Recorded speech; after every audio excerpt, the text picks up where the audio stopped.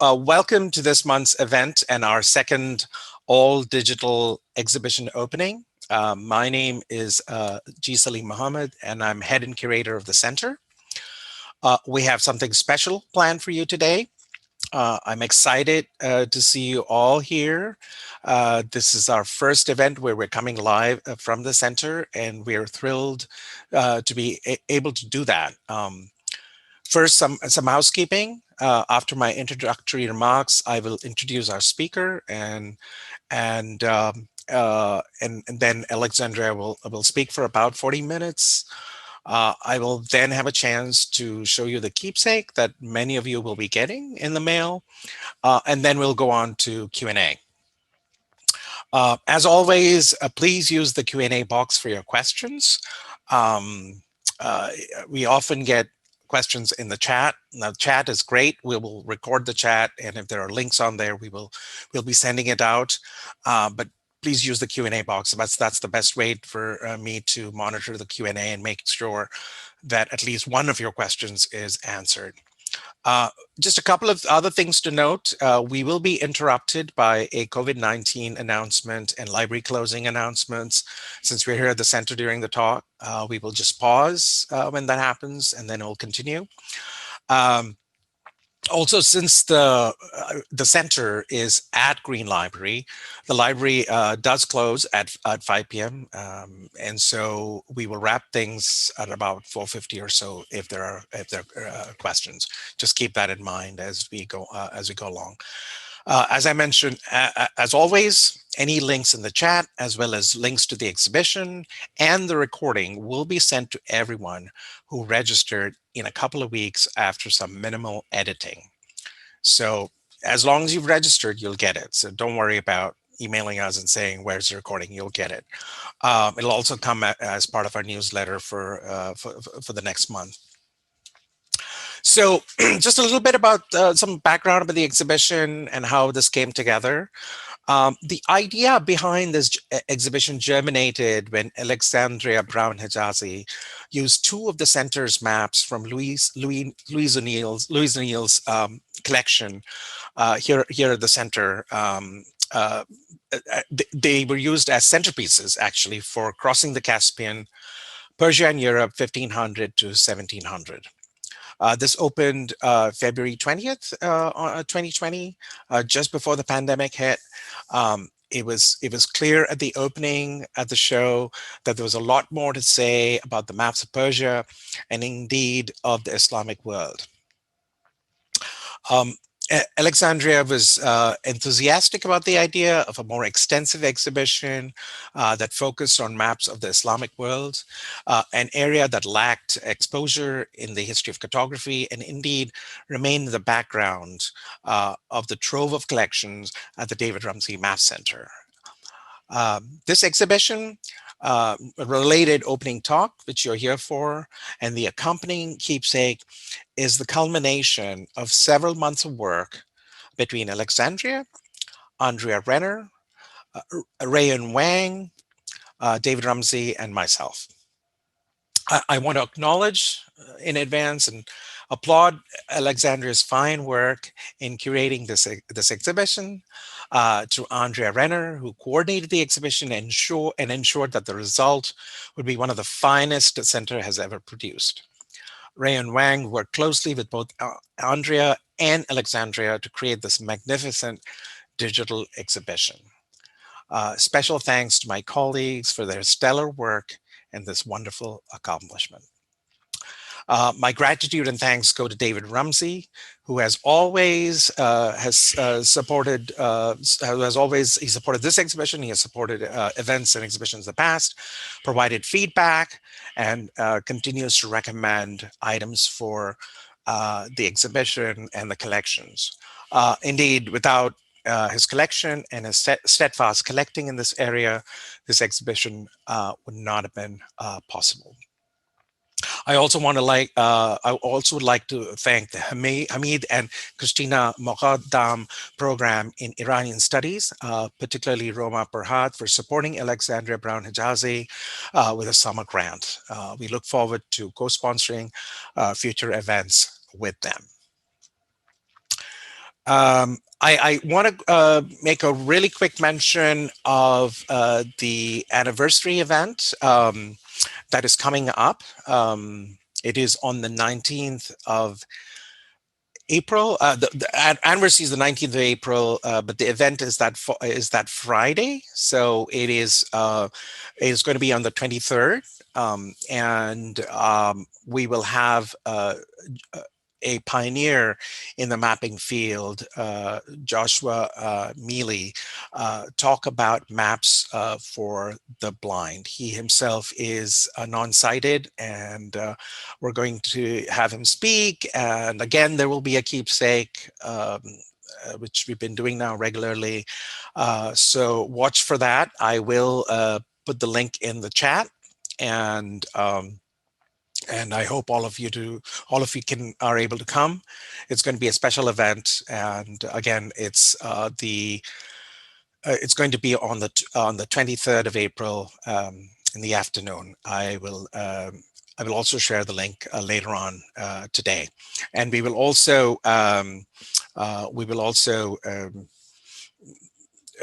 it'll also come in the newsletter, in the April 1 newsletter. So. With that, on to today's speaker and an event. We're of course thrilled to have our very own Alexandria Brown-Hejazi coming to you live from the center. She's just out of the center. I'm in my office right now. And just a little bit about her. Alexandria is a PhD candidate in Stanford's Department of Art History with a certificate in Iranian studies. She specializes in early modern art and architecture of the Mediterranean basin and the Eastern Islamic world, with a particular focus on the arts of Italy and Iran. Her doctoral dissertation examines diplomatic and artistic exchange between Safavid Iran and the Venetian Republic, Grand Ducal Tuscany, and Papal Rome. Alexandria is recipient of a Fulbright Fellowship to Rome and the Henry A. Millen Award in Art and Architectural History. This talk explores the art of mapping in the Islamic world with a focus on Ottoman Turkey, Safavid Iran, and Mughal India. We will look at 3 case studies of exchange between Europe and the Islamic world through the medium of maps. Her talk will challenge our conception of what it means to map in the Islamic world and how the medium of mapping transformed across cultures. We will then, of course, end with an overview of the virtual exhibition and do Q&A. So without further ado, here we go. Alexandria Brown-Hejazi, on to you. Thank you so much, Salim, for that introduction. This has been such a fun project to work on over the past year, and what a year it has been. The opportunity to travel to these far distant places such as Isfahan, Istanbul, and Agra through the medium of maps and the study of these maps has really been the highlight of a year spent at home. And as Salim said, this was a really collaborative project. So I just wanted to echo everything Salim said and thank both him and Andrea Renner, Rayun Wang, the David Rumsey Map Center, and the Iranian Studies program at Stanford for their support of this exhibition. And without their help, none of it would have been possible. I will begin sharing my screen and we will depart on our journey to the Islamic world.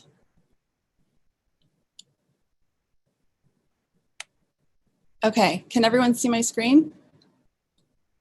Okay, wonderful. So as Salim said, there was an interesting backstory to how this show came about, and he gave a little bit of an overview on it, but I wanted to delve into kind of the specifics of the connection between this show and the show at the Cantor that I had the marvelous opportunity to curate last year.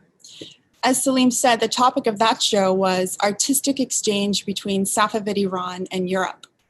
And when we were pulling together the collection of objects to include in the show from the Cantor, I became really curious as to what other objects and artifacts related to Safavid Iran scattered throughout the archives and departments of Stanford, as well as the larger Bay Area.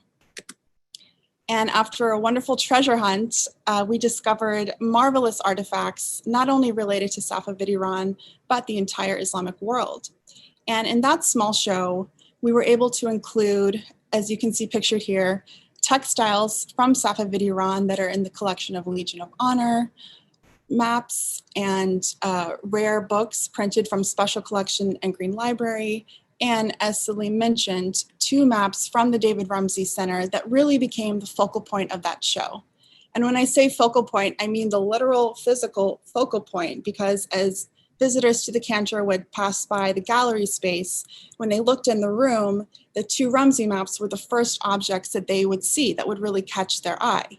And it was great to watch how people interacted with the room. They were immediately drawn to these maps, and having them displayed on the wall really gave visitors an opportunity to come up and look really closely at the tiny details of the contours of the Caspian Sea or the borders of the Persian Empire. And putting these maps alongside these works of art, alongside the textiles and the portraits and the prints, really made me think of that project and the works of art in a different way. And it became for me a project about mapping, about traversing these vast distances and how that impacted visual culture. A part of that exhibition, we also had the opportunity to map out some of the different routes that were being taken at this time between Persia and Europe. And you can see one of those maps reproduced here. And I remember, as Salim said, on opening night, after everyone had left, which, by the way, this was February 20th, 2020. So this was just before everything happened with COVID, and with 60 people crammed in that small room, I'm pretty sure this is the last time a lot of us were together in such close proximity. But I just vividly remember standing with Salim at the end of the night, looking at those 2 maps on that lapis wall and thinking, wow, wouldn't it be amazing if we could curate an entire show on the same subject, all through the medium of maps? And a year later, here we are. And what a wonderful opportunity it's been to not only include maps of Persia, but really expand the borders and the horizon of what we were studying to the whole Islamic world. And one of the reasons we were so excited to push those boundaries out and include these 3 empires of the Ottomans, Safavids, and the Mughals was because it was an opportunity to look at Islamic cartography comparatively. So to look at all those nuances between the 3 empires, as well as cross-culturally, so between Europe and the Western world and the Islamic world. And something that I've really learned about when putting this show together is that it's important to challenge our conceptions of mapping, right? So it doesn't just have to be a map on a printed piece of paper. As we'll see in this talk today, mapping looked very different as you crossed these different cultural boundaries and religious contexts. So some of the questions that I want to answer today and discuss with all of you in the Q&A is, what did it mean to map in the Islamic world? How did mapping look different or similar in the Ottoman, Safavid, and Mughal contexts? And lastly, because a lot of the maps that we're including are European maps of the Islamic world, what prompted the acceleration of representations of these empires by Islamic map makers? The reason we are focusing on the early modern period is because that's my area of expertise. But as I said, it also lets us dive into this moment of the emergence of these 3 monumental empires. And these 3 empires were all centralized military states that had flourishing economies, artistic workshops, and artistic centers that allowed us to pull together a lot of material related to cartography. And so just to give kind of a brief overview of the geographic expanses of these 3 empires, we'll begin with the Ottoman Empire that, of course, these borders are always shifting, always changing, but really encompassed North Africa, Southeastern Europe, all the way up into the Safavid border and northwestern Iran. And then you have the Safavid Empire that also variously stretched between modern-day Armenia, all the way to modern-day Iraq with Kabul and Herat in the east. And then the Mughal Empire, which is on the easternmost portion of the 3, with the borders stretching from Kandahar, which was a fortress that was really fought over between the Safavids and the Mughals, all the way to the eastern shores of the Bay of Bengal. And what I'd like to do today is take us on 3 journeys through these different empires. And so 3 case studies that show us what it looked like to map at this period of time and how exchanges with Europe led to different innovations within cartography. So we'll first start between Lisbon and Istanbul and look at the emergence of portolan charts and isolari, or the study of islands, and look at that alongside the amazing maps of Piri Reis. We'll then transfer to Paris and Isfahan, where we'll look at an exchange that occurred between an astrolabe and a celestial sphere. And we'll end between Antwerp and Agra and look at the import of European geographical atlases and the use of those in Mughal miniatures and imperial portraits. But before we dive into those, I wanted to stop and just meditate on this beautiful map of the world that was created in the 12th century Palermo court of Sicily, of the Norman court. And the reason I want to start here is it's a medieval example of an Islamic map that was really fundamental to the roots and the legacy of Islamic cartography. And it also offers us a chance to learn how Islamic cartography differed in terms of conventional grammar of maps than European conventions. And this map was made by an Andalusian geographer named Al-Idrisi, who worked, like I said, in Palermo at the Norman court for the king Roger II. And Roger II wanted to commission an amazing project where he wanted a map of the universe to be incised on a silver disc. And so this world map was a preparatory drawing for that sphere.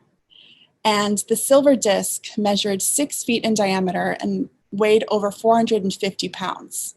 On one side of the disc was incised with constellations of the celestial sphere, and on the other side was this world map drawn up by Al-Idrisi. And the map, just to kind of get us into learning about how Islamic maps were designed, are much different than how we're used to. So for instance, if you can see my cursor, north was not at the top, south was oriented at the top, north at the bottom. And in order to design and implement the conceptions of the seas, which I'll get into in a minute, the 3 land masses of Africa, Asia, and Europe were connected. So you have Africa at the top. The depiction here is the Nile River and the 3 tributaries that support it. This is Asia, and this tiny, seemingly small island is Europe. So already we see how the foregrounding of different land masses is completely different in the Islamic world, in medieval Islam. And another fascinating aspect that you'll see is this band of lapis blue that encircles the entire globe. And this was something that was called the Encircling Ocean. And it was thought that the 4 major oceans, along with the 7 major rivers, all connected into this encircling ocean that surrounded Earth. And just beyond this encircling ocean was Mount Gough, which was supposed to be the furthest reach of the Earth. And it's this liminal border of ocean and mountain that was what separated heaven from earth, God from humanity. So it was this really beautifully thought out conception of the sacrality of the sea. And Islamic cosmogony has an interesting connection to the sea in that in the Quran, it states that the throne of God was located in the water. But the water wasn't only associated with sacred divinity, it was also associated with, darkness and evil and foreboding. And so the sea really captured this dichotomy of good and evil, of light and darkness, and pictured on a map, it almost seems as if the world is an island, marauding seas encircling it. And this is something that I've had the opportunity to research and learn more about through the research of Dr. Karen Pinto, who I see is on the chat here. So I hope in the Q&A, she'll have a lot to talk about further with this beautiful concept. And after Al-Idrisi created this beautiful world map, Roger II wanted him to continue and go further and create even more detailed images of the world. And so he created this map of over 70 different images of all the different regions of the known world. And it's known as Al-Nuzhat. In English, it's translated to the pleasure or the delight for he who longs to travel the world. And I think that in our present moment, we can all really appreciate the notion of creating a work like this.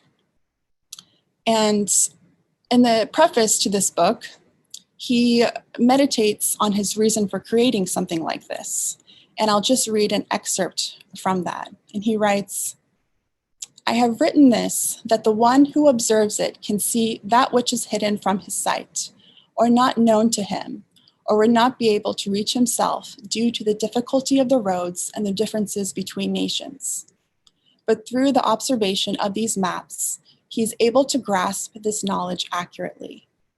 And this quote really resonated with me, in that working on this during the pandemic, creating a virtual exhibition that can have a greater reach to the public, my hope is that this exhibition will really operate in much of the same way as Al-Dirisi wrote in the 12th century at the Norman court of Sicily in Palermo.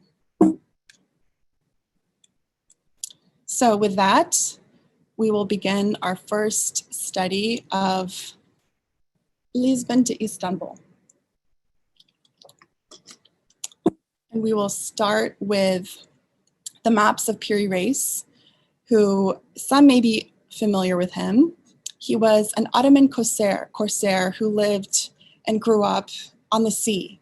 And his maps have been described as an ode to the sea, a poem to the sea. And it's apparent when we look at them in depth that he's really someone that knew the sea in an intimate way. And I've paired this quote along with the maps of Piri Reis. This is also an ode to Karen Pinto and her scholarship, because she's also used this beautiful quote from Salman Rushdie to look at the notion of the encircling sea. And I'll just read it, what you see here. "He looked into the water and saw that it was made up of 1,001 different currents, each one a different color, weaving in and out of one another like a liquid tapestry of breathtaking complexity. And if explained that these were the streams of story, that each colored strand represented and contained a single tale. Different parts of the ocean contain different stories, sorts of stories. And as all the stories that had ever been told, and many that were still in the process of being invented, could be found here. The ocean of the streams of story was in fact the biggest library in the universe." And I just love this notion of the ocean as a living library of tales that are constantly changing and being reinvented. And it provides a wonderful example to delve into the relationship between Islamic cartography and the representation of water. And by doing this, it'll really give us a really deep understanding and appreciation for the precise work of Piri Reis. And if we look at the representation of the coasts and the coastline throughout Islamic cartography, it's this really beautiful narrative. So I wanted to start with this image of a manuscript of a Persian geographer named Al-Khwarizmi. And if you look at the image on the left, to us, this might not look like a map, but indeed it is. What this is, it's related to mathematical geography. So in this genre of mapping, maps were displayed as scientific data in charts. So you would have the names of different monuments, meaning mountains, oceans, regions, and labeled with their precise longitude, latitudes, and different degrees. And what's interesting about these early maps is that they were very rarely translated into projected maps. But you do get some, especially with representations of the Nile, as you see on the right. And if you see these different red lines here, these corresponded to the 7 different climes or climes of the region. And this is just to show that very early Islamic cartography was modeled after this impetus of mathematics and science and mathematical mapping, so mathematical geography. But as you progress through Islamic geography and cartography, what emerges is more of a schematic turn. And what I mean by that is that there is the urge to project. There is the impetus to map visually. But when you see the maps, such as the one depicted here, it's not a precise depiction or a mimetic depiction of the land. It favors rather legibility. And so this is when you see an emerging of grammar in Islamic maps. And in the maps of Al-Istakhri, pictured here, he even writes in his manuscripts, this is how to depict a coastline. This is how to depict an island. And through that, it allowed the reader greater usability in navigating these different images. And this is an image of the Persian Gulf. And as you progress through to the Book of Curiosities, which is an amazing manuscript now at the Bodleian Library in Oxford. Actually, a lot of these are at the Bodleian Library and digitized. So if you're interested in them, on our virtual site, we have links that will take you to those manuscripts that you can zoom through on your own. And what's really interesting here is how the depiction of the coast changes once again. And so now as you move from the Abbasid cartography into the Fatimid cartography of the Fatimid dynasty, this is an Islamic dynasty that again is a naval force. The Abbasids had already charted their extensive land empire, and now the Fatimids are really reemerging on the sea. So maps of these different islands, such as the one depicted here of Sicily, become really important. But what you notice is that the middle and the different details of the actual city's islands aren't depicted.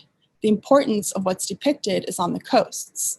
So different fortresses, different anchorage points for ships, different points that have the most suitable winds for one to sail in on. And it's still this schematic, stylistic point of rendering space and land. And as you see here with the map of Al-Idrisi, the coasts start to become more localized, more specified.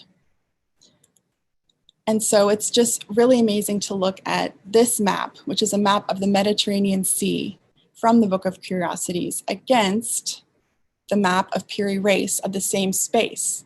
So again, Piri Reis was the Ottoman corsair, naval commander, leader of Ottoman ships, delving into different conquests around the Mediterranean, and he was also a very celebrated cartographer.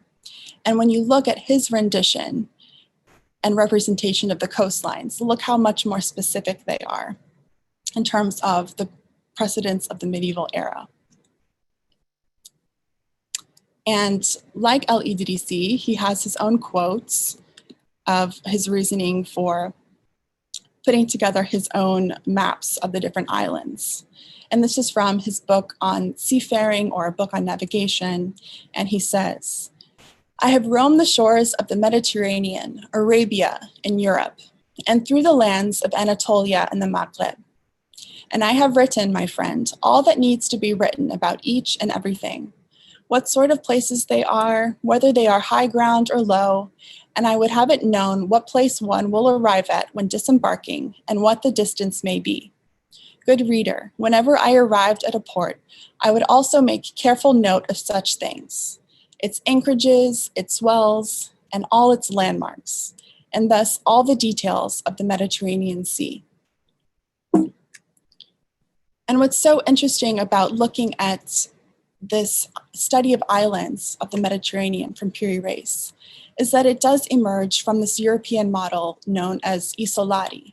So the isolati were studies of the Grecian islands and the Mediterranean that emerged in 15th century Italy at a time when Portugal and Italy were really becoming the main players on the stage of the Mediterranean Sea.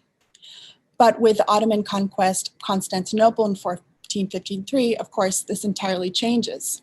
And you see the Ottomans emerging as the experts and the ones that want to know this different knowledge about all these different islands, as Piri Reis says himself, where to sail into, what anchorage points there are for each ship. And here I've put some of the maps of Piri Reis on the bottom in juxtaposition with earlier maps of the same Greek islands by Cristoforo Buondelmonti, who was pivotal in the emergence of the Italian genre of mapping these Greek islands. And it's just great to see the different nuances that emerge. And one thing I've really found fascinating when studying the Isolati is that, oh, here's the COVID, so we'll just take a moment to pause. Okay, so as I was saying, one of the amazing aspects of the Isolati genre was learning that these Italian authors were also men that lived amongst the sea. So Cristoforo Buondelmonti lived a lot in Rhodes and also traveled to Constantinople. And when he dedicates his study of the islands to Cardinal Orsini, he says in the preface that he's created these for the delight of the cardinal when his mind is weary and he just wants to escape and read something beautiful. And in these studies of islands that both of them make, it's not just maps, it's not just useful tips for docking and sailing. They're also infused with personal memoirs of each of their encounters and memories of these different islands.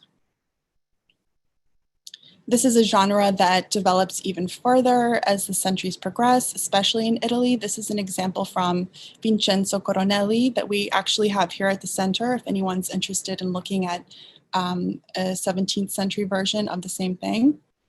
And whereas the early Italian versions included and were focused on the Mediterranean, as time goes by in the early modern period, and there's more travel and establishment of trade ports further east, you get the incorporation of these very empires into the Isolati.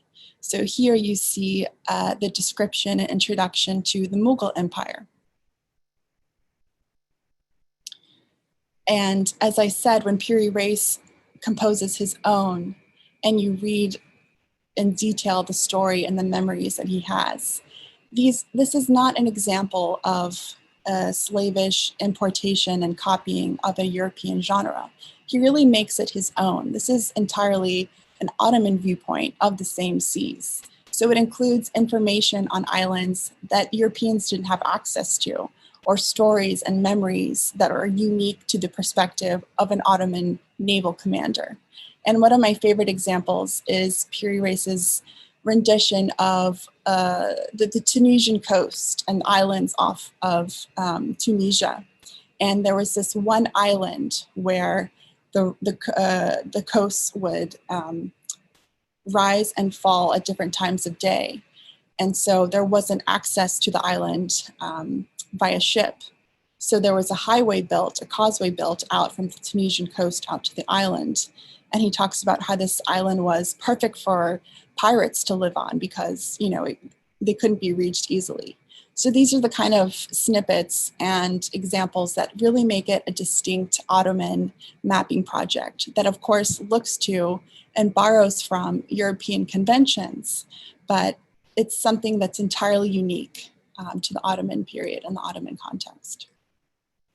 Aside from his studies of the islands, he also created this fantastic world map dating to 1513 that you see pictured on the left, and I've zoomed in to a portion of it on the right. And this is probably one of the most studied maps of Piri Reis. And the reason it's garnered so much interest and attention is because it's one of the earliest and most accurate depictions of the Atlantic Ocean and the Americas and the Caribbean.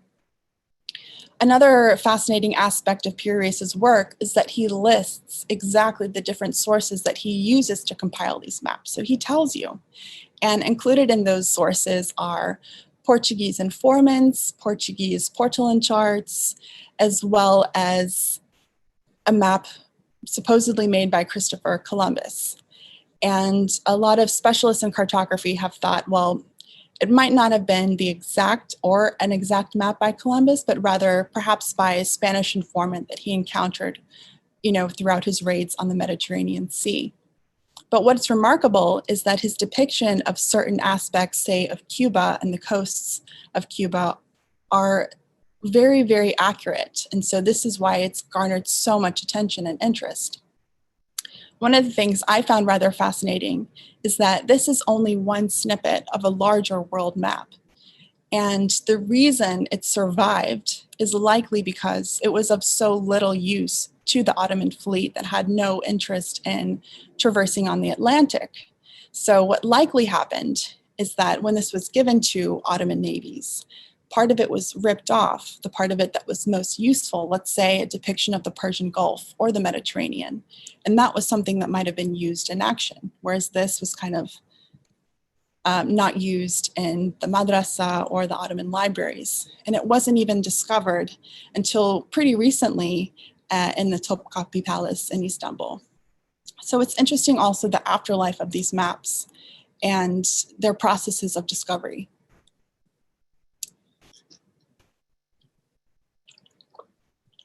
When Piri Reis sails into one of the ports, I think in Muscat, he's approached by an Ottoman noble who sees Piri's maps. And the noble says, you know, you should really publish these. You should really submit these to the Sultan for, you know, a royal kind of publication. And what he does is he takes this to heart and he says, okay. And so he redraws all the maps and makes them more polished and more worthy of presentation style for the Sultan. And you can see how the depiction of islands transforms. So this is a view of Venice that was part of this second iteration of the project. And it's interesting because around the middle of the 16th century, the preference for town views and city views emerges. This is a beautiful example from Matrakçı Nasu. And this is a view of Constantinople that is said to depict almost every street in the city. And these were maps that were commissioned to track the various conquests and military missions of the Ottoman Sultan. And this depiction of Aleppo is especially interesting because during the time that it was made in the 1530s, there were not yet any built mosques. And yet the map already shows depictions of mosques. And what this tells us is that at this time, Ottoman cartography, again, it wasn't meant to be mimetic. And in this example especially, it was a way to map the desire for the future. So in this way, maps become almost visions and dreams and way to manifest what the Sultan desired.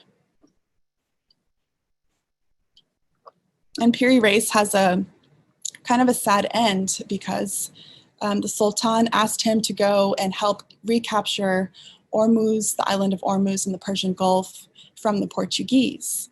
And this wasn't a sea that he was as familiar with as he was with the Mediterranean. So this mission fails. And when he returns to the Ottoman capital, he's killed. And so this kind of shifts and takes us into the Persian Empire of the Safavids, who eventually did recapture Ormuz from the Portuguese and established the port of Bandar Abbas. And so now I'd like to transfer over to a fascinating story of an astrolabe and a celestial sphere. And I would like to begin by talking about what astrolabes were. So this is a depiction of one astrolabe that was produced in 1650s Isfahan by Muhammad Muqim al-Yazdi, who was known as the needle maker of Isfahan because his instruments were so beautiful.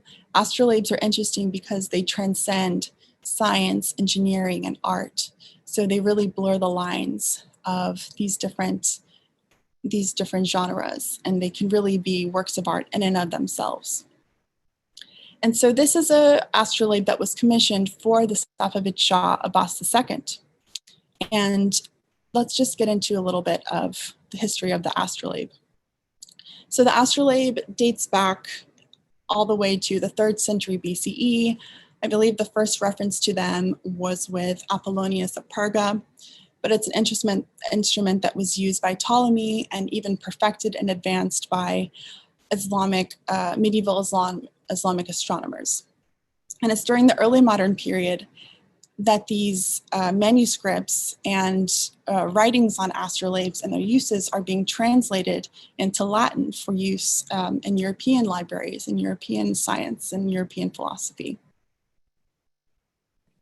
And for those not familiar with how an astrolabe works, there were one Islamic scientist said there were 1,000 different uses for an astrolabe.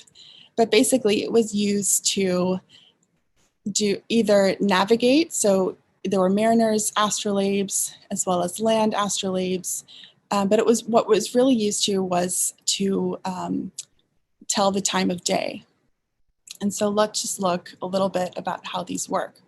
So this is the frontal view, but when you take these apart, these are different components of the instrument that can be reassembled based on the needs of the user.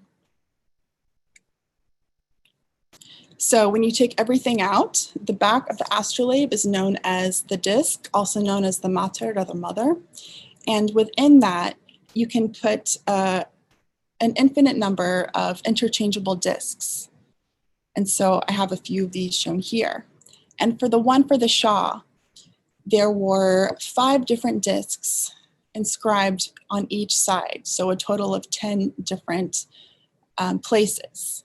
And on top of each disc, or on top of the last disc, would be what's known as the reet, which is pictured here. And so each disc contained the latitudes and the longitudes for different places in the world and different altitudes of the sun. And the reet represented the position of fixed stars, and it rotated. And so on the throne of this astrolabe, there was an inscription to the Shah. So you can see that there. And I'll just read what the inscription read. So the inscription says, "To the Supreme Prince, the Sultan, the most just, the greatest, the Lord of the centers of command, remover of the causes of tyranny and rebellion, King of the kings of the age, Abu Muzaffar Sultan Shah Abbas II, the Safavid, the Musavid, the Husseini, the Badur Khan. May God Almighty perpetuate his kingdom and his empire and cause his justice and his benefits to spread over the world while the spheres revolve and the planets continue courses." And what's interesting is that the name of Shah Abbas II was reinscribed on the reet. And so the alignment of a Shah's name with the same sphere as the stars in the heavens rotating above the earth was really a monumental and interesting move on the part of the designer. So this is a simulation of how these would work. So the reet would rotate, and you would rotate it based on where you were in the world. And from that, you could tell the time of day. But most importantly, in this case, you could tell the distance to Mecca. So in the Islamic context, this was especially important because of the mandate of the 5 daily prayers. And so one that was traveling throughout the empire would be able to, from wherever he was, determine when it was time to pray and the direction in which to pray. And this brings us to one of the fascinating innovations of this specific astrolabe for Shah Abbas II, because on the back, so if you flipped the whole instrument over, the instrument was transformed into a quadrant. So if you look closely, and I'll try my best to explain this, there are 14 lines that radiate out from the center. And these 14 different lines are inscribed with 14 different city names throughout Iran. These concentric circles represent the altitude of the sun in each of those cities when the sun is at the same direction of Mecca. And down here are the 12 different zodiac signs, so representing the 12 different times of the year. So let's say the Shah was in Isfahan and he wanted to know in which direction to pray. He would locate the name of Isfahan, which is the 8th from the top, find which zodiac represented with the time of the year, and locate the intersecting point. And from there, he would be able to determine in which direction to pray. And this would have been quite useful to someone like the Shah, because Safavid kings didn't remain stationed in their capital. They were itinerant. And they were very rarely actually in their capital city. They were on military excursions.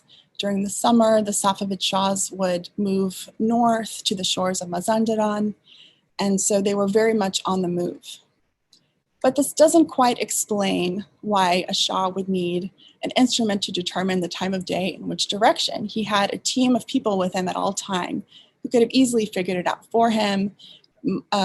all the mosques had mihrabs, which would of course point in the direction of prayer. And what this points to is a really interesting emergence of a theological debate that began in 1650s Isfahan.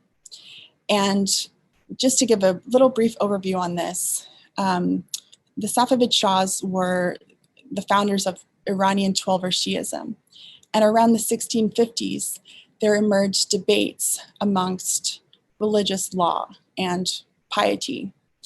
And the debate was between an orthodox sect of Islam versus a branch of Islam that favored philosophical study and scientific study, and the idea that one had a role in one's piety. And so how does an astrolabe fit into something like this? Well, if you have an instrument that allows you to mathematically direct your own interaction with the divine, with God, it aligns the Shah with a school of thought that one should have an active and agentive presence in one's piety. And so when we look at that and we look at this astrolabe as a map, it takes on this fascinating history of science, of religion, and of cartography. And what I love about it is that it brings up the idea of maps, so astrolabes as maps, as transmitters of knowledge, as challenging knowledge. And there's one more example that I want to talk about, which has to do, again, with the transmittal of knowledge. And so this is another astrolabe made by the same instrument maker, Al-Yazdi. And this was not made for the Shah, but rather for one of his viziers, Safi Kulibeg, around 1660 in Isfahan. And you see on the left, you have the same throne depicted here with the reed, with a disc embedded inside. And this is one of the removable discs that shows a map of the northern hemisphere in terms of the celestial constellations. And this lovely man depicted here was one of the ambassadors that traveled to and from Persia 6 different times in the 17th century. And I shouldn't call him an ambassador because he was more of a self-made businessman. His family came from Paris, but they had Flemish origins, and they were all of his family were trained as engravers and cartographers. But I guess he didn't follow the family trade, and he embarked on all these journeys to the east and really became the kind of go-to gem merchant working between these empires and Europe. His name was Jean-Baptiste Tavernier. And he must have had some training in cartography because in his travel diaries, known as the 6 Voyages, he has amazing depictions of all of his travels to both India and Iran. And what I'm showing you here are his depictions of the Armenian city of Yerevan. And they're fantastic because they give such detailed views of the architecture, the caravanserais, as well as the fortresses and the different cities, as well as depictions of Armenian fashion and Armenian culture. So this is something that we really brought into the virtual exhibition, was this theme of maps as maps of culture. So that's one of the themes that you'll see on the website. And if you don't know him through that, you probably have heard of the Hope Diamond that was discovered by Tavernier, purchased in Mughal India, and brought back to King Louis XIV. And he has a depiction of that here. So you can see someone like this that was self-made. He had to bring a lot of objects, a lot of commodities with him as he traveled back and forth between these 2 empires. And because his family was trained as map makers, and as we will see in the next section, a lot of these Islamic cultures were interested in mapping and cartography. And so he brought with him this map of the world designed by his brother, Melchior Tavernier. And what's fascinating is that this has a direct relation to this removable disc on that astrolabe that I showed earlier. And we know that this was an exchange because inscribed on the same astrolabe Al-Yazdi, the instrument maker, tells us that at the time of making this celestial map on the astrolabe, there were no more accurate sources than European maps of the celestial spheres. And this had to do with the new European travel to the Atlantic and to the Americas. And so they, at that point, had the most updated information on the night sky. And something that I've learned is that to be really careful about looking at the photographs of these instruments, because to understand how they relate to these different objects and not being able to see them in person, you have to play around with them a bit. So we'll see when the disc on the left, once you slightly rotate it, you can really see how the different constellations and spheres align perfectly. And I'll end just again with this symbol of the reed on the outermost portion of the Shah's astrolabe as a reminder that these instruments were maps. This was a form of mapping in Safavid Iran. And it was not only a way to debate and discuss different mathematical and geographical knowledge, but also these maps were ways to assert power visually, materialistically. And so what I mean by that is by inscribing the Shah's name on the same sphere as the stars and the heavens, and to have that rotate above the earth. This is a map that is symbolizing power.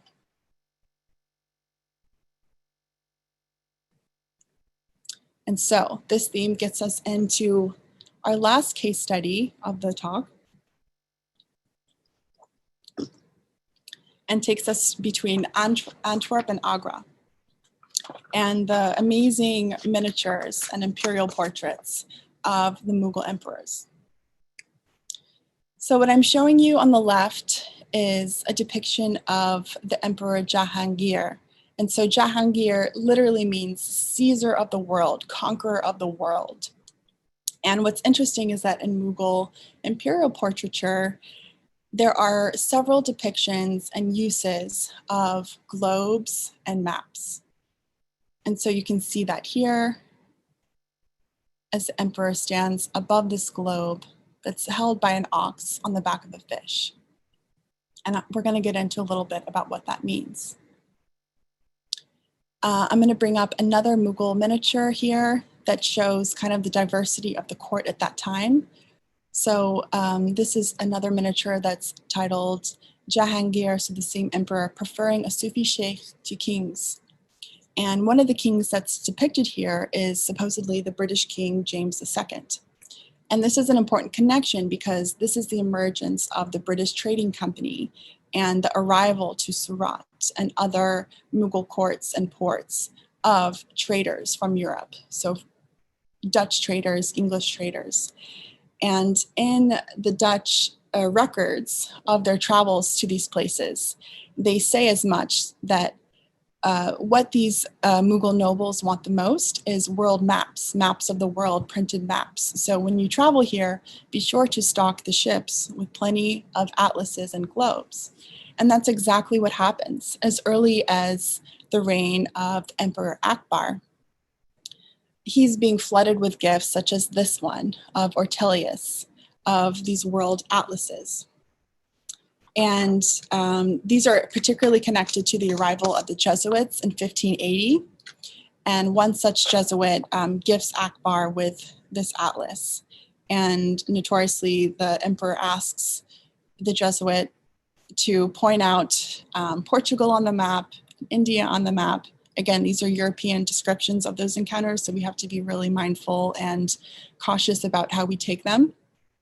But these are the kind of images that would have been shown to the Mughals of their own empire. So this is a depiction of India. And this is a type of diplomatic trade that happens again and again. So a few years later, during the reign of Jahangir, the British diplomat, Sir Thomas Roe, arrives empty-handed of gifts, but he has in his already on him for his own use is one of the atlases of Mercator. And he gifts this to Jahangir. And again, this is kind of one of the images of their own region that they would have seen. And the reason I'm showing these is because in scholarship, in art historical scholarship, there's another saying and another memory that's recorded that goes, when these maps and atlases were given to the Mughal kings, they took them with interest, but eventually they were returned, saying, none of my mullahs can read these, none of my scholars can read these, and I have no use for them, so here, take them back. And what's happened is there's been a turn in scholarship and saying that, okay, well, there was clearly no interest, so there was no interaction, there was no use of these European maps in the Mughal cartographic genre. And thankfully, recent scholarship has changed their minds on that. So these kind of more cross-cultural histories have looked closer at depictions such as this one, such as this miniature, and to say, let's really look at that again. Let's look closer at how this culture is using, in their own way, European cartographic models. And so I'll just take us into a really zoomed image of the globe underneath Jahangir's feet. And what you see here is, by all intents and purposes, a form, in terms of the actual instrument itself, of a mapped globe that was developed in Europe. But what you see is a turn of the globe. So here, the northern hemisphere is pushed in favoring of a foregrounded view of India and of China. And why is that interesting? Well, it's a Mughal assertion of power. It's the depiction of all the different animals that are supposed to represent the diverse nations under Mughal rule. It's supposed to symbolize a peaceful and just empire.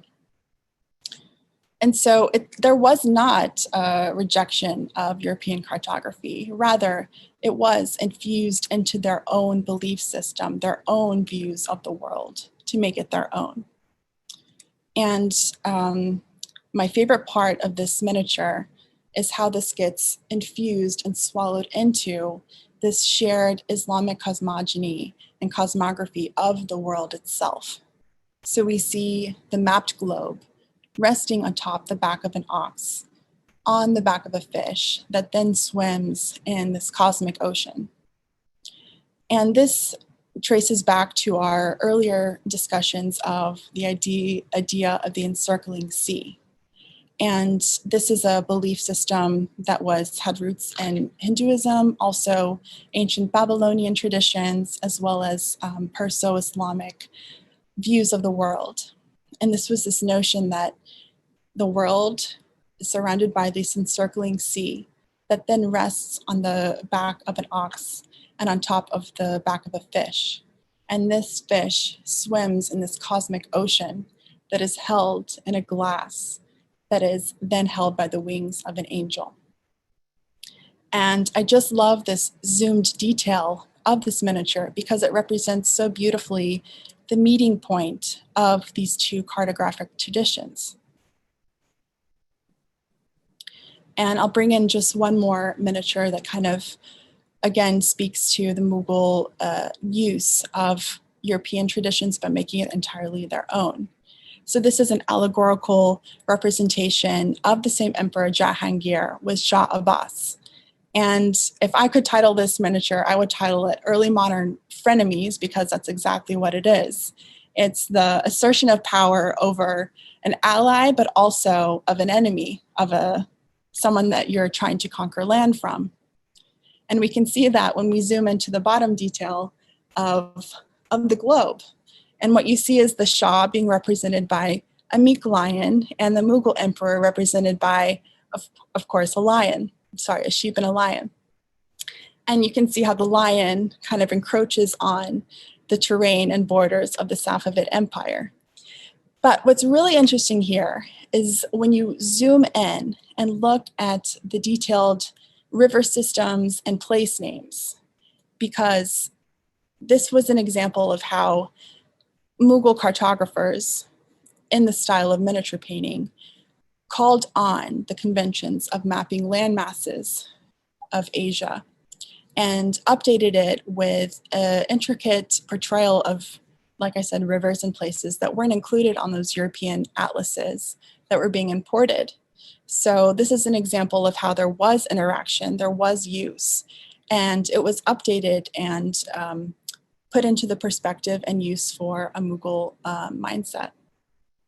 This is a zoom in on the two emperors embracing, and while it is an assertion of power over the Safavids, it also talks about and alludes to this kind of shared Perso-Islamic lineage that the Mughals and the Safavids shared.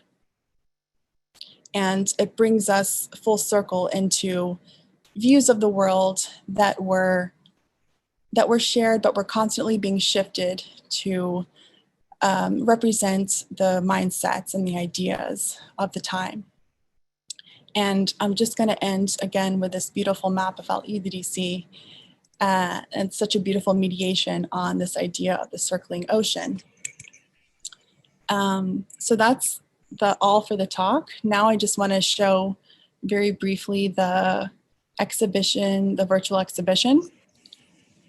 We have 5 different sections that are modeled on the heavens, the seas, power, culture, and the past. There's also browse categories if somebody wanted to view things that way. And I really hope that this will become a discussion. There's a button for feedback on the site. So if anyone has any, different things to include or different ideas to bring up, this is all about bringing more visibility to maps that aren't usually included in the cartographic discussion of the early modern world. Thank you so much for taking the time to listen and to be here virtually with us. I wish that we could all be together, but this is the next best thing. And I'm looking forward to the Q&A. I also have a lot of the maps in person, as well as the amazing resources of the chat screen behind. So if there are any questions related, we can dive into some actual maps. So thank you so much. Alexandria, thank you so much for an absolutely fantastic talk and exhibition, and all the work that went into creating the graphics and to really bring forth, given the limitations of the pandemic, to kind of really do an amazing job. Because I think in many ways, the people who are here are getting sort of a 3-for-1. They're getting your talk and getting all the intellectual work that goes around the 3 case studies and the work that you put in. It brought in all the maps, not just from the David Rumsey Map Center, but other collections as well, which I'll talk about really briefly. But they're also, getting the exhibition. So we'll put that. We'll put that in the website in the chat. So this will exist as long as the web exists, right? So and lastly, they were also, most of the folks, not most, but definitely the first 300 people who signed up and are here will get the keepsake. So I want to quickly show you that as well. And again, Alexandria, thank you so very much. It's weird to tell you this over Zoom when you're in next door, but that's here we are. I just wanted to share the screen and just kind of touch on a couple of things before we go to Q&A, because at the end of Q&A, a lot of people drop off. So let me just share my screen. Give me one moment. Okay. Okay, so what you should see is just a little more context around the crossing the Caspian, Persian era 1500, 1700. This was the exhibition that Alexandria curated and sort of really germinated the exhibition you're seeing today. I mean, this is what she mentioned right from the beginning. There was, along with that, was this amazingly beautiful catalog. And I am particularly, of course, I'm proud of all of this, but I'm particularly proud of this map. as well as these are the two maps that are at the David Rumsey Map Center, and they were donated by Louis O'Neill. Louis O'Neill is another collector, and every year he donates maps to the David Rumsey Map Center. So we're really appreciative of all the donors who help us make this happen. These maps helped center her last exhibition, and now look, here we are using maps from all collections. So I want to again, what I'm going to do is when in the email that we send out to all the people who registered, I am going to send links so you can look at this at your leisure. But I wanted to kind of give folks some context as well. So again, thank you I want to again say thanks to Louis O'Neill. The David Rumsey and David Rumsey Map Center really helps us kind of bring other collections, and we're so grateful for that. Here are some of the other Louis O'Neill maps. I just want to quickly mention that they're on Searchworks. I'm happy to send those links as well. And here, a lot of people asked for the link for the exhibition for today's talk, the exhibition, which is basically exhibits.stanford.edu/Islamic World. And you'll see all of these over here, all the sections that the team put together. So it's all over here. Again, it'll be part of the link. We also received questions about where this will be available. Everybody who registers will get a copy of this talk via an email link, along with other things. And this is our YouTube channel. It'll also end up here in a couple of weeks. Lastly, I want to just quickly mention again the next event, and that is the 5th anniversary celebration called Hands-On Mapping, the story of a blind cartographer. Josh Mealy is going to talk about TMAP, tactile maps, automated production, and we are, of course, creating a TMAP, which is being designed right now. So please consider coming. We're really excited that it's almost going to be 5 years in May, and I mean in April, and that's the next thing that's going to happen next month, April 23rd at 3:15. I'll stop the share here. And there are lots of questions, Alexandria. So I'm just going to go from the first one, and let's get started. The first question is from Michelle Fullwood, and she asked, is the Waqwaq on the top left of the Al-Idrisi map the mythological place? If so, are there other mythological places on the map? That's a great question. Can you hear me okay? Yeah, okay. So yes, one of the interesting things about these maps is that it combines beautifully not only the most up-to-date geographical knowledge, but also, cosmological myths. And Al-Idrisi was so inventive because he combined some of the most accurate information on the world from, he was working at the Norman court of Sicily. So he had vast contacts and networks of traveling Islamic merchants that went around the world, and he was able to infuse all of those into his maps. But as Michelle points out, there was still this retention of mythological places, such as Encircling Sea, the Mountain of Goth, the Waqwaq, and also another example that I can think of is the Wall of Gog and Magog, which was located near the Caspian Gates, and had to do a lot with the conquest of Alexander. So yes, that's why it's so fascinating to me, because it's this hybrid of myth and science and math all fused into one. Of course, in this mindset, was it myth or was it reality for them? So that's an interesting question too. Thank you for that question. Thank you, Alexandria. The next question is from Jim Stauffer, and he asks, what is implied by the label Gunpowder Empires? Yes, thank you, Jim, for bringing up this question. when we were trying to figure out different titles for the show, one of the options was Gunpowder Empires.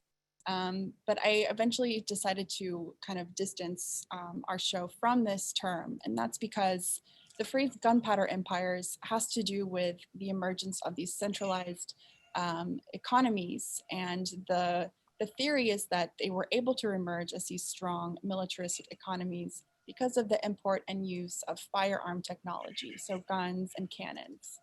And this is attributed to kind of the rise and success of the military states. But what it doesn't take into account is um, anything else. So, for instance, religion, right? So there's other theories that are related to confessional theology that's saying, okay, well, also religion helped with the emergence of these distinct state identities and polities.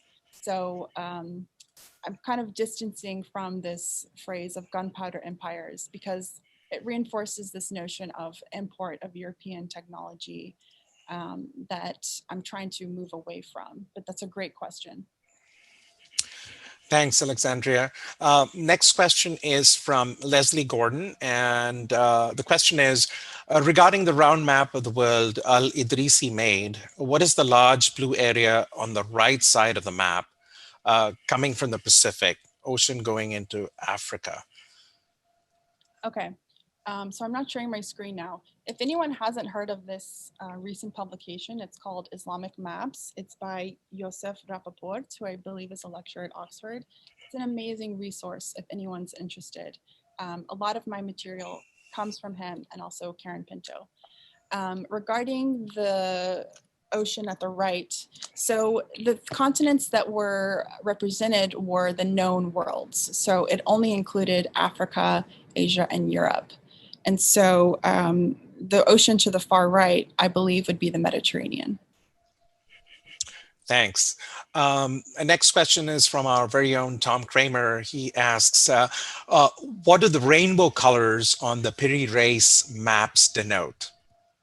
Yes, the beautiful colors. Those are some of the most beautiful aspects of these maps. When we were designing all the graphics, we were trying to pull different details of each example, and we just love those colors. So the tricky thing with that is that that's a 17th century copy of a 1525 work. So the colors are, characteristic of the 17th century and not the original. But as I observed, a lot of the colors are used to denote either mountain ranges, so elevation, or fortresses. Kurt asks next, what is the affiliation for Piri Reis? The name could be Portuguese. Hmm. So that's just kind of a shortened version of his entire name. And he was Ottoman, and he was raised with his uncle Kemal Reis, and they were raised, on the islands of the Mediterranean, but he was not Portuguese. Thank you. I think this is about Al-Idrisi map again. Why was south on the top?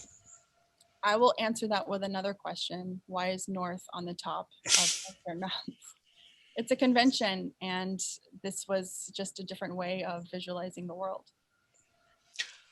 The next question, Alexandria, is were these developments, so this is earlier on in your talk, so it's kind of, don't know exactly which slide you were referring to, but the question is, were these developments motivated by the Ottoman desire to go to war in the Mediterranean?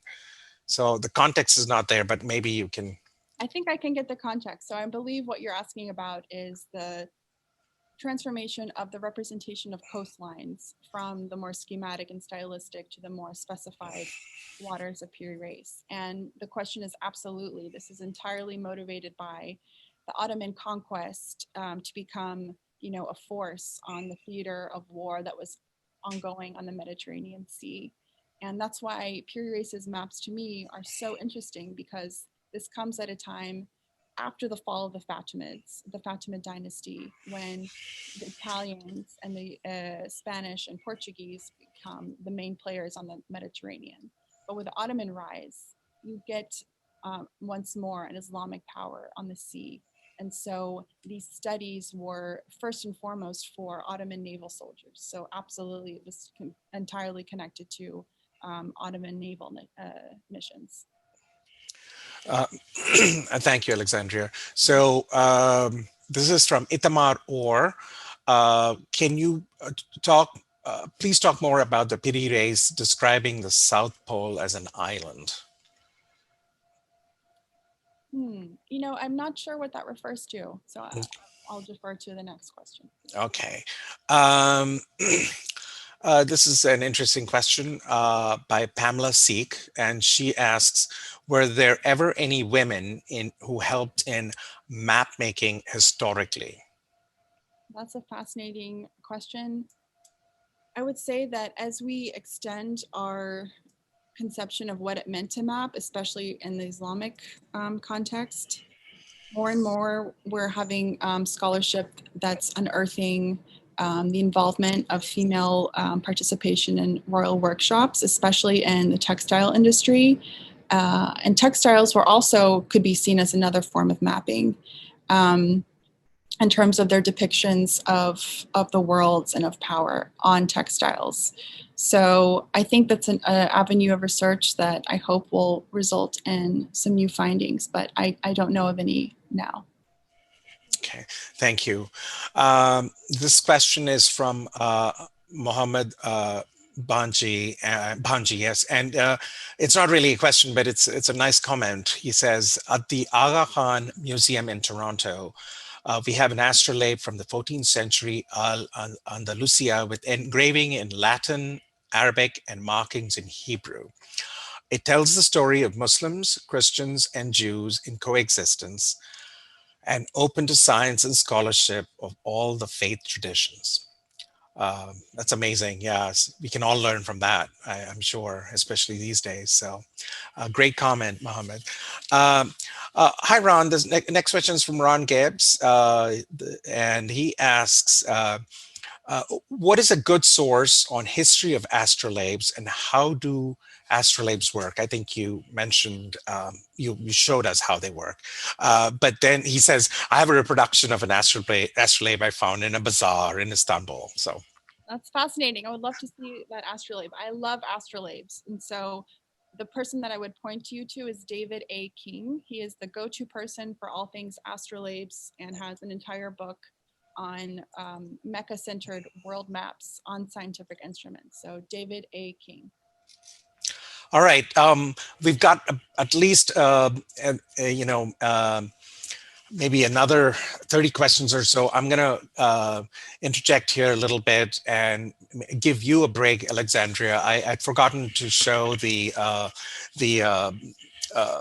keepsake. So I'm going to quickly show you what that is all about. Really exciting to kind of show it off. So the keepsake, it looks like this. There are two maps, and let me. There it is. It's from there. It's the same thing exactly. So the first one that you see over here is the Salarius, imprint 1661, 1708. It's from the Barry Lawrence Ruderman Map Collection. So it's another collection. This is a digital only collection, one of our other partners at the center. And of course, it's available online at high resolution. The other one is the Sedid from the Sedid Atlas. It's by Mahmud Raif Effendi, 1803, 1804. And this is from the Geography and Map Division, Library of Congress. And so what you're seeing here is, let me see if I can get a focus here. This is how you're going to look at it. And then the interactive portion is that you look at the Salarius, but then you open it up and then you look at the Sedid.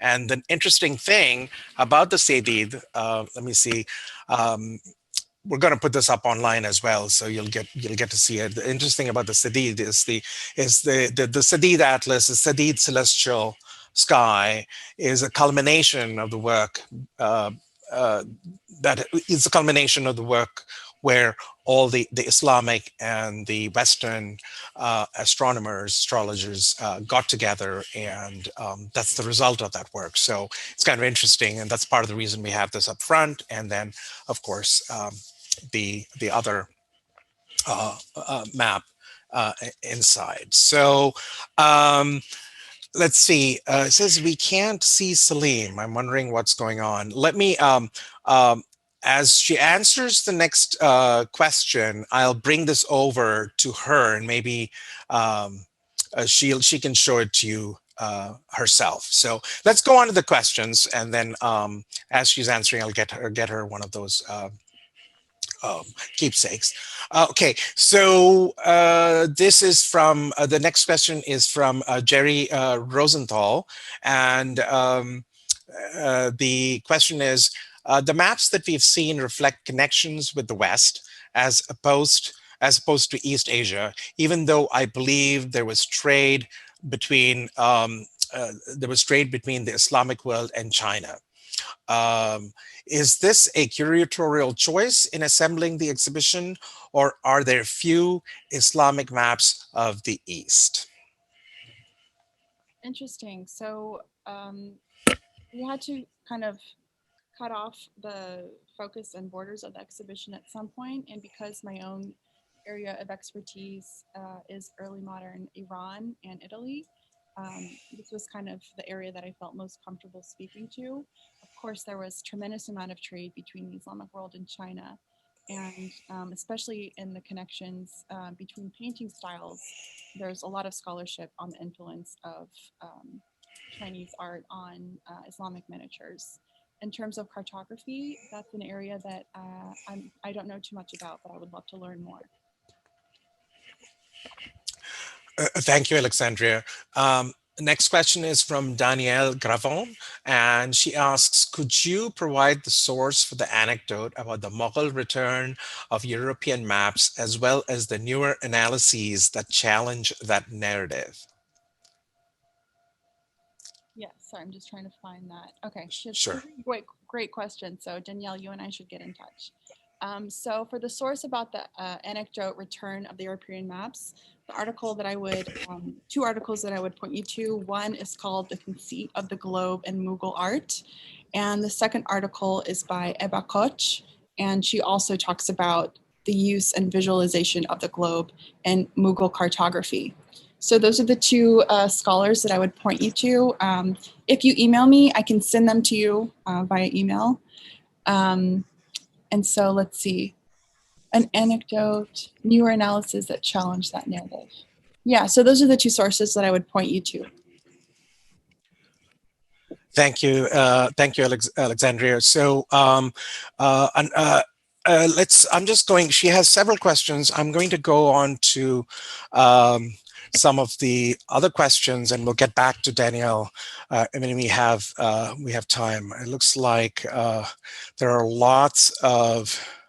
Can I just answer two of her questions really Of quick? course, yes, Yeah. yes, yes. So you were interested in the development of an Islamic grammar in terms of maps. And for that, I'll point you to, again, this fantastic book by Youssef Rappaport, and the chapter on Ali Stakri's Book of Routes is quite amazing. And in terms of your question about curating the digital exhibition, it was challenging and also fun. The challenge was the limitless horizon. So the never ending scroll and amount of objects that you can include. If you look at the photographs of the exhibition from last year, it was a relatively small room. So we were constrained by physical space. But not being be constrained by physical space, there's so much just in the David Rumsey collection here.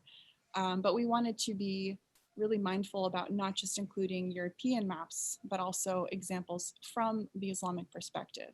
And to do that, it required looking at collections around the world and saying, okay, what represents this narrative the best? And so being really strategic about which Islamic examples to use and put alongside the amazing materials that are here in the Rumsey collection. And designing the layout was also a challenge, but also really fun because like in a physical space, you want to be really mindful about paint choice, about framing, literal framing of how you're showing these works of art.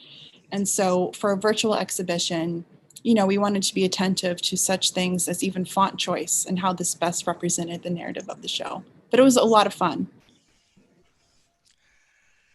Thank you, Alexandria. So lots of compliments are coming in. They're not really questions. The next set, just thanks, great presentation, awesome presentation. Love the presentation. This is from Neela Chatterjee from City College of San Francisco. Bravo, bravo. Here's a question. This is from Zia Father Razi, and great presentation. What was the date for Abul Hassan, a miniature of Shah Abbas and the Mughal king? I believe that dated to around 1615. 1615. Okay, thank you. Let's see. Okay. Any details? Oh no, this is going to be hard to answer a question. I think. Any details regarding the Asian map from Southeast Asia region during that time? Yeah, This is actually, Wadi Azmi. Yeah. Okay. on our website, there's a few depictions of Southeast Asia that are done by especially the Dutch cartographers that are really establishing trading points as far east as the Philippines. And so we have included a lot of those and a beautiful drawing of the coast of Coromandel. So those will be on the website. They are on the website. Great. Another quick question from Zia. He says, the name of Shah Abbas on the astrolabe was left to right. Is that correct? Yeah, exactly. So it was written, it's hard to Yeah.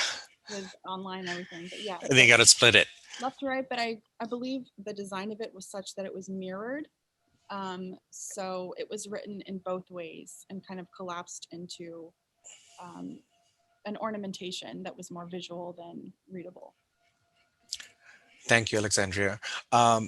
I'm going to move to a question by Adi Burgleys, and he asks, Alexandra, you talked about how the Islamic leaders slash courts assimilated the European cartographic information into their view of the world.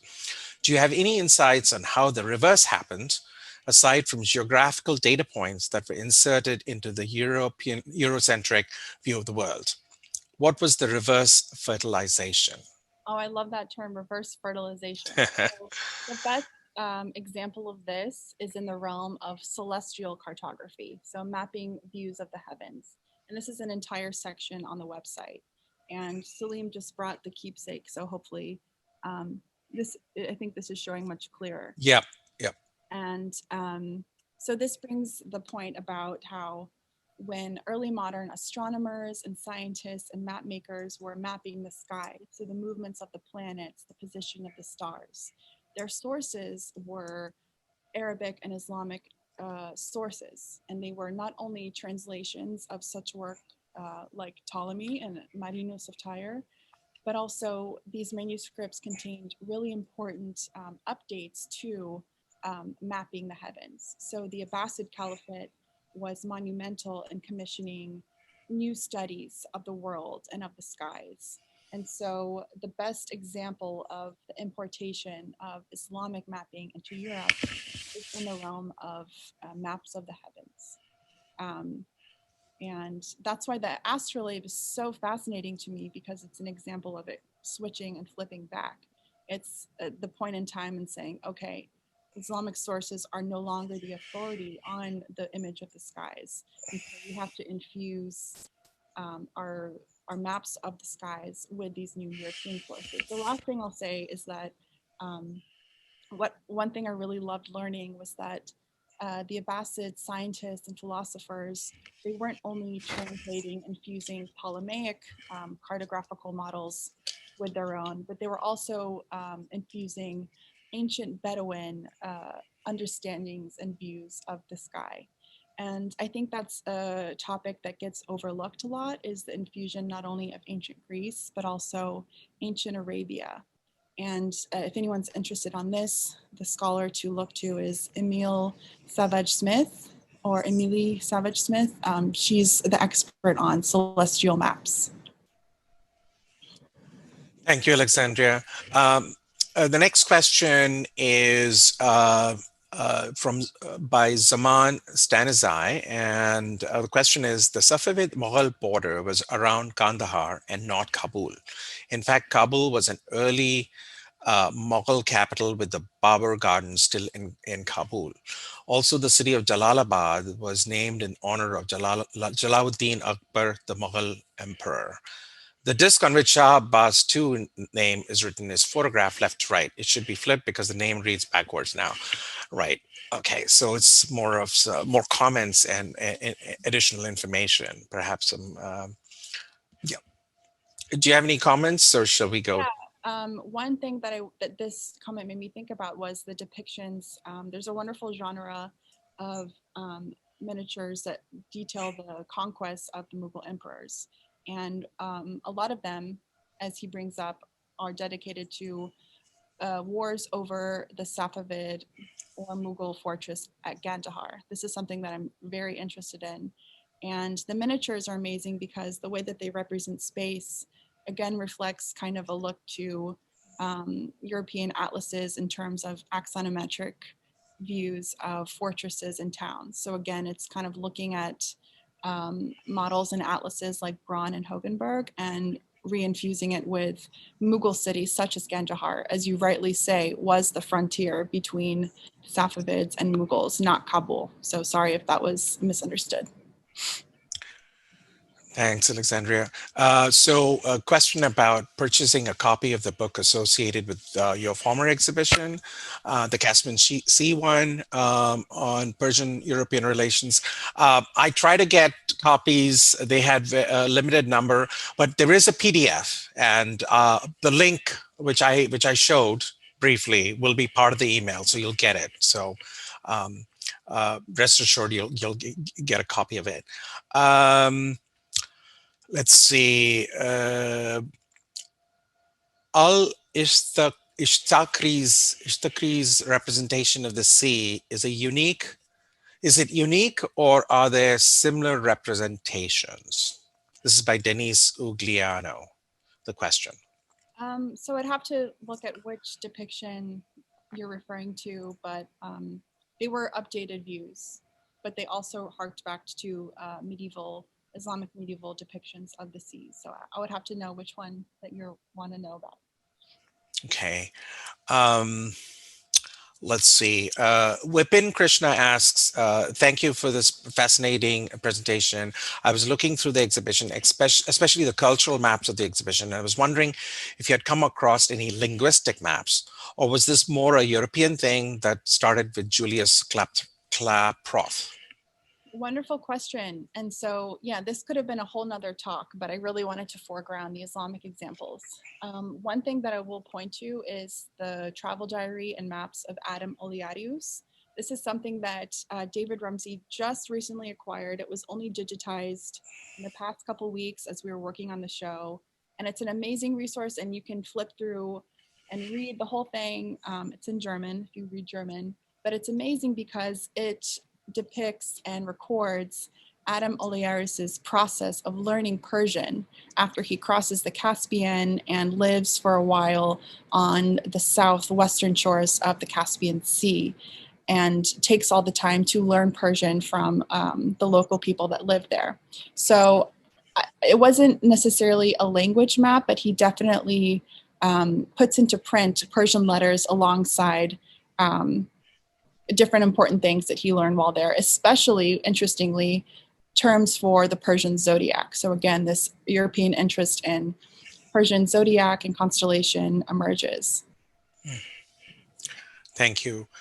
This is the next question is from Stephen Lonker, and he asks: the map of the world in Abu Rayyan's Al-Biruni's, the book of instruction in the elements of the art of astrology, around 1029 CE, shows one ocean surrounding the world.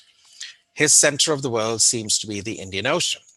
Was he the first to depict one ocean surrounding the world? No, because there were much earlier maps that depicted the encircling ocean. Okay. This is from Justin Husher, and he asks, We're used to maps that demarcate national boundaries. These maps preceded nation states in the region. However, did the various empires use maps to outline areas of control? If so, given the constant struggle for control, did these depictions conflict with each other?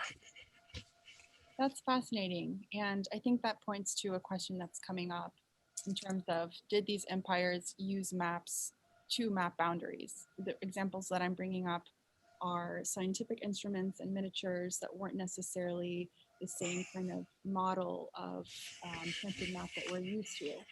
And so, but definitely in the example that I showed, at least with the Mughal miniature, um, Abul Hassan, the miniaturist, depicts a much larger Mughal Empire border than, well, they were constantly shifting. So, especially in the symbolic visualizations of power, absolutely, they didn't always reconcile or match up. Hmm. Natasha Pirani asks, besides Harun and the Sea of Stories, were there other works of fiction or literature that you have come across while putting the exhibition together that you might recommend? Yeah, I think that as everyone else has sees, also feels, these maps and the map makers almost seem of myth, right? They don't even seem to be real in terms of they're so lyrical and so poignant and so poetic. And a lot of historical fiction has been based on these characters. One that I haven't read that I want to now as a result is a historical fiction based off of the figure of Al Idrisi. And I think it's called something like The King's Geographer. Um, and I will say that juxtaposition of the quote from Salman Rushdie against the Piri Reis map was something that Karen Pinto used in one of her essays on the Encircling Sea. So her work has a lot of beautiful connections between literature and Islamic cartography. Thank you. Uh, this is Moya Carey, and she asks, did the Safavids produce world maps? Do we know?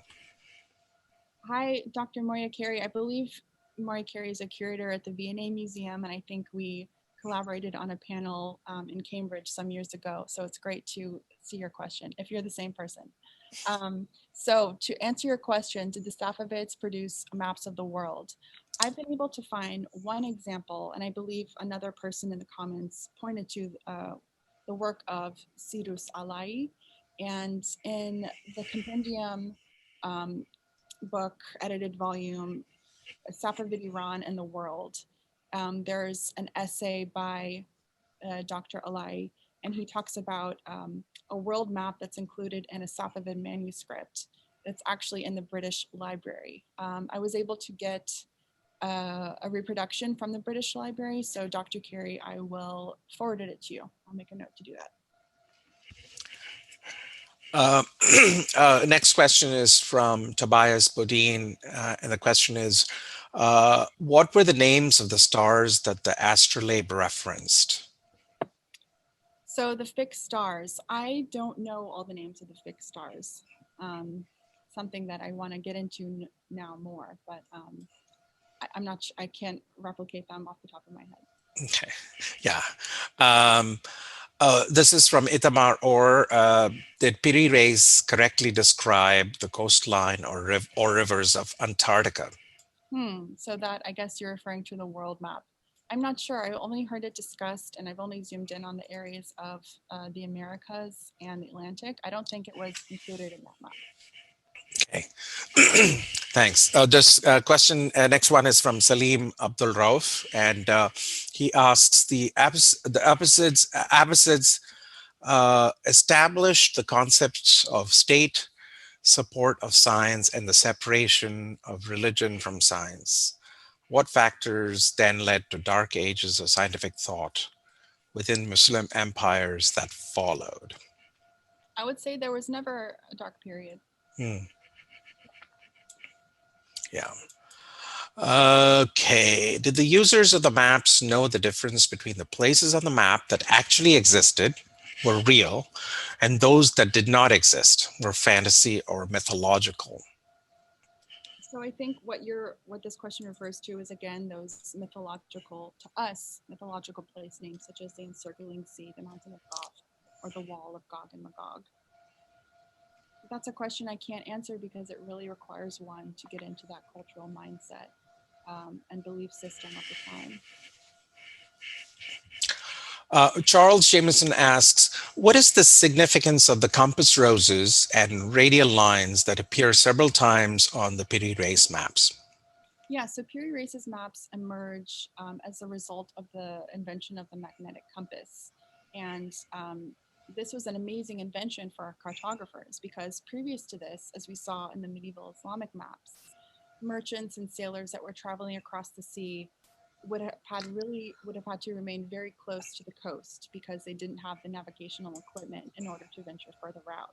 But with the invention of the magnetic compass, this allowed cartographers to map more, direct lines of winds, of how to chart vast seas. So yeah, there was a relation to that on the maps, and that's what all the lines correlate to. It's a portolan chart. Yeah, yeah. I just want to add that the lines that you see are called rum lines, and they are lines of constant bearing. So as long as you stay on the line, you should get to the other side. Again, it is a feature of a portolan chart, like Alexandria mentioned. Um, Next question is from Javed Ghata, and he asks, "Thank you for an incredible talk. Do we have any extant instances of Persian maps on textile in this period, as it was an advanced medium of depiction, as in rugs? And if so, did any of it make it to Europe?" Good question. That's a great question. I don't know of any precise examples of maps woven into tapestries and textiles. What I was referring to is more kind of the symbolic understanding of the world at the time.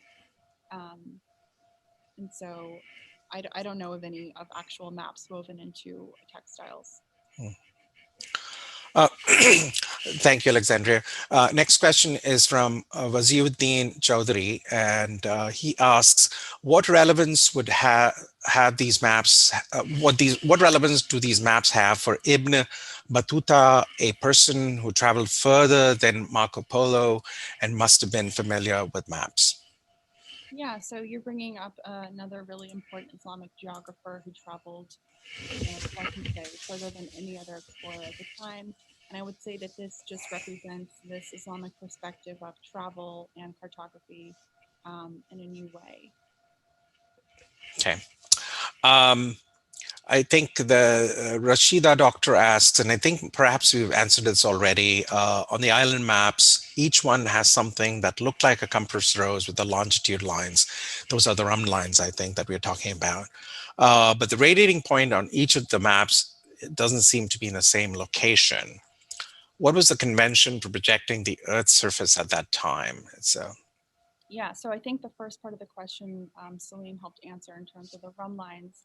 But in terms of the convention for projecting the Earth's surface, that was a really interesting question because with the medieval maps that you saw, like I talked about, it emerged as a mathematical geography. And so the technology and the innovation of mapping the spherical shape of the Earth onto a two-dimensional plane, it didn't really work as of yet.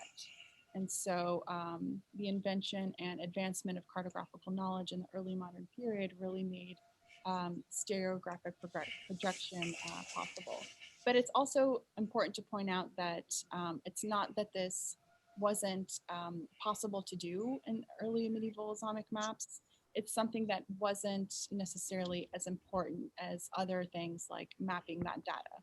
So just because Islamic cartographers didn't choose to project world maps, it doesn't mean that they weren't able to. It was a strategic choice. Mhm. Thank you. So this is Anis, and he asks, these maps could easily be of considerable military value at the time. Did that hinder the sharing of these maps between all three frenemy empires? Oh, Can you repeat that? I just lost it. Sure. Yeah. So there's two part. One is a comment, and the other is the question. These maps could easily be of considerable military value at the time. Yes, of course. But did that hinder the sharing of these maps between all three frenemy empires? Oh, I'm so glad frenemy is catching on. So I think the best answer to this would be actually on the European side. So the European depictions of these places, especially by the Dutch, were heavily, heavily guarded. So the official cartographers for the Dutch East India Company each had these really detailed ledgers, and there was called the Secret Atlas, and it was very heavily guarded because they didn't want to share that knowledge of the seas and of the coasts and of these lands with other European trading companies that were competitors. And so definitely on the maps that were more mimetic and carried a lot of data, they were heavily, heavily guarded. And we have some examples of them on the site, and they're so beautiful to see the intricate markings of where to dock one ship and the rum lines of how to sail into the coasts. Amazing. Mm, great. Oh, so this is from Karen Pinto. She has a comment and a question. And the comment is the Bodleian Al Idrisi map is not original to the 12th century. The original Al Idrisi world map is much debated. Okay, yes. Regarding the encircling ocean, when I discuss maps with students, I tell them it still exists. Atlantic and Pacific are part of an early modern naming convention that divided the encircling ocean. I've always wondered why the naming division of the ocean took place. Um, Goes on to compliment you. Terrific work on astrolabes and biographies accompanying the talk. So, um, Yeah, I would just say I can't believe that Karen Pinto actually listened to this talk. I thought about, emailing her, but I didn't think that she would ever come to this. And I'm so seriously, anyone that's interested in Islamic cartography, she is the person to read. She has an amazing amount of articles published as well as books. And I love the way she combines literature and mapping and really challenges what it meant to map in the Islamic world. So thank you for coming to the talk. yeah, she has come to the center. We were fortunate to have her. She visited with another professor, and I think came for to contribute to a graduate seminar. Um, so Onyx Salgado asks on the Mughal map, answering their question, they're answering their view to the Europeans. The interpretation of them is written somewhere on your great investigation, or your great investigation deciphered its meaning. Um, Shall I repeat that? On the Mughal map, answering their view to the Europeans, the interpretation of them is written somewhere, or your great investigation deciphered its meaning. Okay, I think I understand. And you're asking, was their use and interaction with the miniature explicit? And no, the answer is no. This is the result of art historical analysis, especially by Abakar. Uh, Thank you. So this is actually Addie responding to, I believe, Pamela's question about women in early map making. And he says, to his knowledge, Ortelius' sister was involved in painting his maps. Customers paid extra for her skills. Fascinating. I didn't know about that. Yeah, me neither. So let's see. I'll come back to this one about the astrolabe if you have time. Um, okay, here's one. Cameron Duraugi asks, how much, if any, did Ptolemaic maps influence Islamic maps? Yeah, that's a great question. And so, with all of the translation movement that was happening at the Abbasid court, the work of Ptolemy was, of course, monumental and pivotal in the early study of Islamic cartography. So, absolutely. I would say, just to point back to, it wasn't only Ptolemaic views, but also the Bedouin asterisms and also other geographers such as Marinus of Tyre that were also included in these Islamic studies of Ptolemy.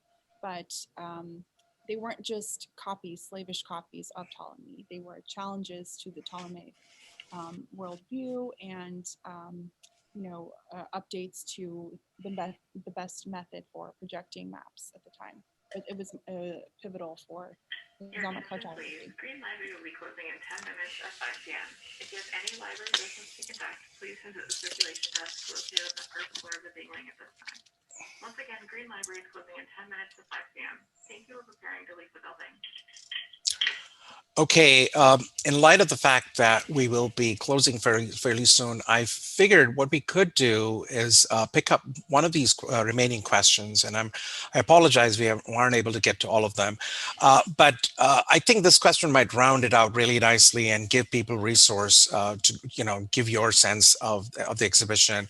One person says, one of the attendees says, it was so rich to hear you describe the maps in the talk in person. Would you be able to show the online exhibit and briefly describe the high-level sections?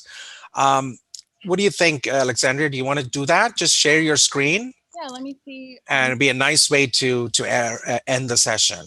Sure. Can you see the? Yes, absolutely. Yeah. Great. So yeah, so we wanted to make the site really accessible and easy to navigate. And so we have our homepage here, which gives a brief introduction to the show, alongside one of the fantastic hemispheres of the world by Piri Reis. And these are the sections here. So we have mapping the heavens, mapping the seas, mapping power, culture, mapping the past, and just an about of the exhibition.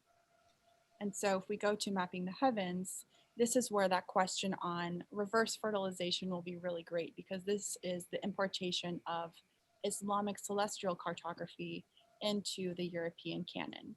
And so there's more detailed maps from the Book of Curiosities, from the Bodleian Library, as well as Astrolabes, as well as these manuals on how to chart constellations.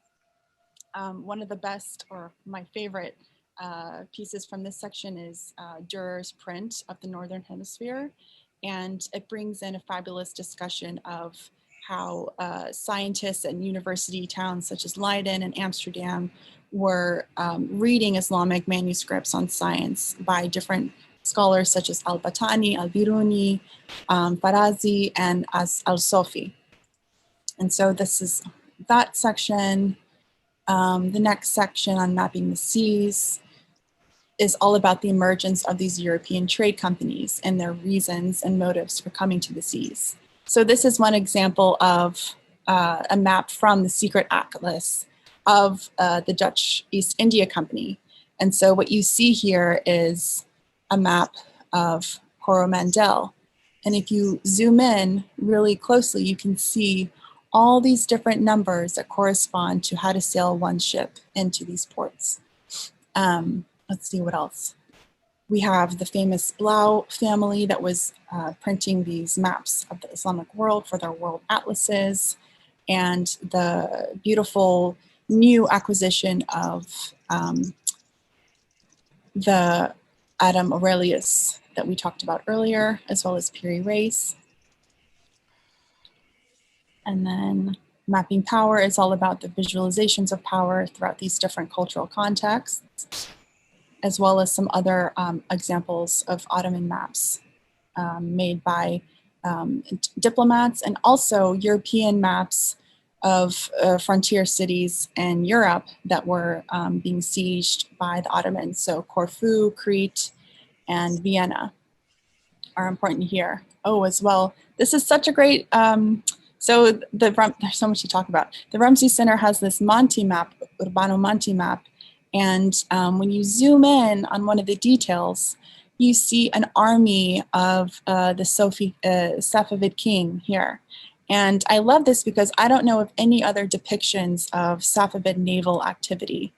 And so to me, it was pretty remarkable. The mapping culture section is all about getting to know a place through travel diaries and representations of culture, of fashion, of customs, traditions in those worlds. Again, from the diary of Adam Olearius, you have different views of cities in Persia, along with the detailed views of these spiders that scurried around tree-lined cities of Kashan. And For the last section on mapping the past, this is an interesting section that I wish I had time to really delve into, because this is the idea that while all this travel was accelerating between the two cultures, it also kind of changed the understanding of the classical past. And so we often think about the Renaissance as a revival of ancient Greek and Roman history, but in this time period, it's also about the revival of ancient Persia and ancient Persian kings. So you see views of such sites as Persepolis and Naxch-e-Rostam being depicted in these prints, which is pretty remarkable. And yeah, that's the 5 sections of the exhibition. And there's also a browse section with different themes. So there's more. So obviously, you know, Alexandria's narrative and the sections are the meat of it. But if you want more, here it is. So again, fantastic. I'm glad we were able to show these out. I, again, want to thank you, Alexandria, for a fantastic exhibition, talk. I want to thank Andrea Renner for keeping it on the rails and just really focusing on the quality. So it's really fantastic, as well as, of course, Ray and Wang, who helped put the digital exhibition together. So really, thanks to all of you. This is an amazing exhibit. I want I've got lots of questions all throughout asking if the video is going to be available. Yes, everybody who registered will, even if you didn't make it to the talk, will get a link to the video, and the video will also be incorporated in the exhibition, so it'll always be there next to the exhibition. Again, thank you all for staying on. This is amazing. Even for the last 200 of you are still here. Just think of next month, and we'll hope to see you all on the 23rd for the 5th anniversary celebrations. Again, my many thanks to all of you. Take care, everyone, and have a great weekend. Thank you. Bye, everyone. Bye.